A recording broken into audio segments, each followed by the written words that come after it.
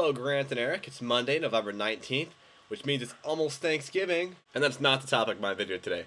But I just want to start by saying your guys' videos were super interesting. And it got me thinking, if Grant's right about the multiverse theory, if we could somehow find a way to slip through the quantum foam of our own universe, we can go to that other universe where our videos have just gone viral and are super popular on the internet. That means we gotta start thinking about ways we can break ourselves down into the quantum level, into these quark particles, and that way we can fit through the quantum foam and get to the other universes. Michael Crichton describes this theory very extensively in his book Timeline, which you guys should all check out. It's awesome. Anyway, my video topic today is very close to my heart. Let me explain why. For reasons I can't remember, I have started this pretty extensive cow collection.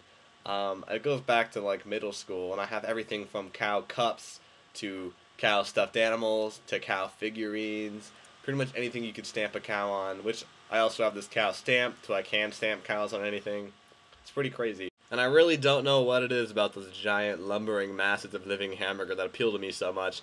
I just like collecting them. The newest additions to my collection were brought from Missouri by my friend Amanda. She brought me this awesome cow mug that says Missouri on the inside, and this pretty awesome cow t-shirt that says nothing tips like a cow.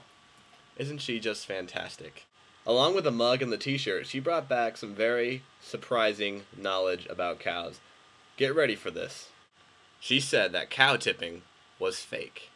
Now, I've never been given a reason to question the validity of cow tipping, so when I first heard that I was like, that's ridiculous. But then when you really think about it, can one guy go out there, probably drunk, go push over like a half-ton animal? We did what anyone our age would do, and that's go to YouTube. We googled cow tipping, and guess how many videos there are of people pushing cows over? 0! There are no videos on the internet of people cow tipping. Like, that'd be the coolest thing ever to make a YouTube video of, and I feel like there should be a ton, but there are none. So logically, the next step on my internet journey would be Wikipedia. And like the first paragraph of Wikipedia states very explicitly, cow tipping is a myth. And as it turns out, this has been studied before, but not in the way that I had hoped. Dr. Margot Lilly, a doctor of zoology at British Columbia, conducted a study on cow tipping. Now sadly, no cows were actually tipped in the conduction of this study. However, they learned some valuable information. Through force diagrams that take me back to high school physics, they explained the forces necessary in order to push a half-ton cow over. And according to Dr. Lilly's study, it would take about 4.5 people to actually tip a cow over.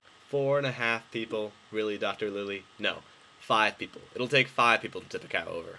However, there's a problem with this that's not talked about in the study, and let me explain.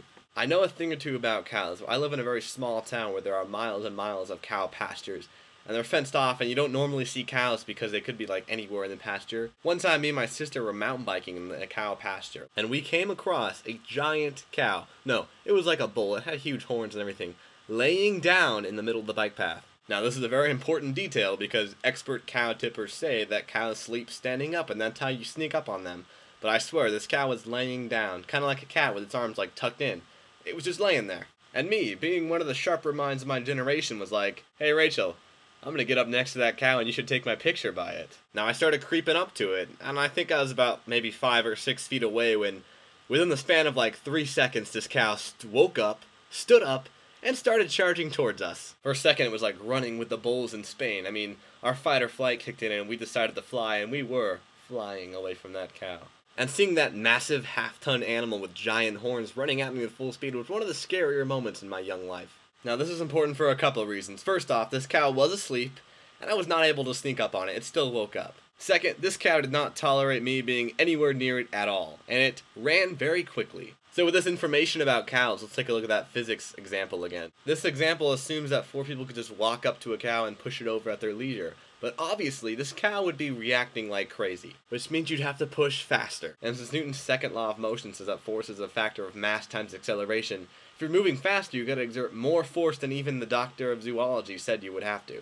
Now, with all this information considered, I'm not saying cow tipping's impossible. Like, I'm sure it's possible that a bunch of people could tip a cow over, but I'm just saying that it's probably not something people do just in their spare time for fun. This would take a lot of premeditation and thought, so you don't die.